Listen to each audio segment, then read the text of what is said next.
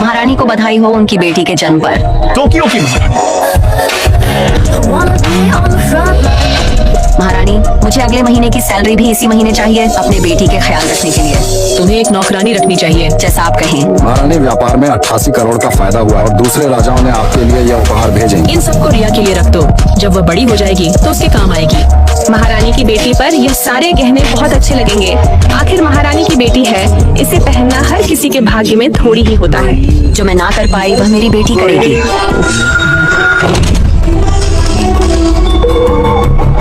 आज से मेरी बेटी यहाँ पर रहेगी।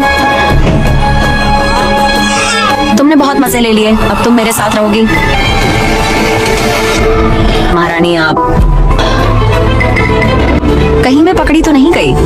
ये लो तुम्हारी अगले महीने की सैलरी भी, और अपनी बेटी का अच्छे से ध्यान रखना। आपका बहुत बहुत धन्यवाद, मैं आपका एहसान याद रखूंगी।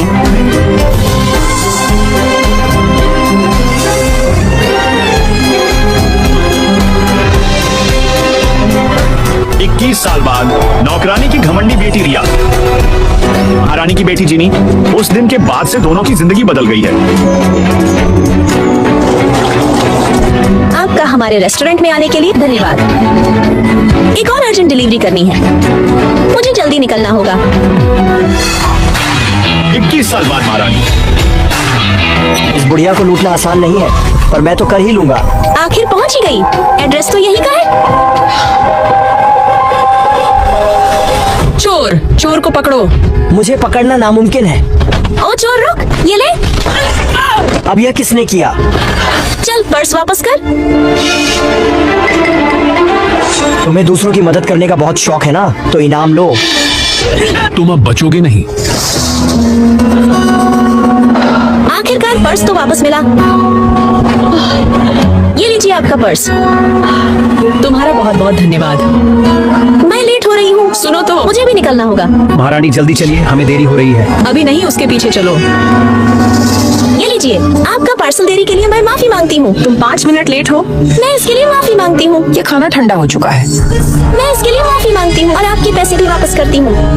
ये लीजिए आपके। तुम्हें क्या लगता है मैं इन पैसों को लेकर तुम्हें माफ कर दूंगी? तुमने मुझे इतना इंतजार करवाया, ऊपर से खाना भी घटिया लाया। तुम्हें इसकी सजा तो मिलनी चाहिए। तुमने मेरा सारा फ्रॉक खराब कर दिया। मैं आपका फ्रॉक साफ कर देती हूँ। उठाओ अपने पैसे और मेरी नजर से दूर चली जाओ।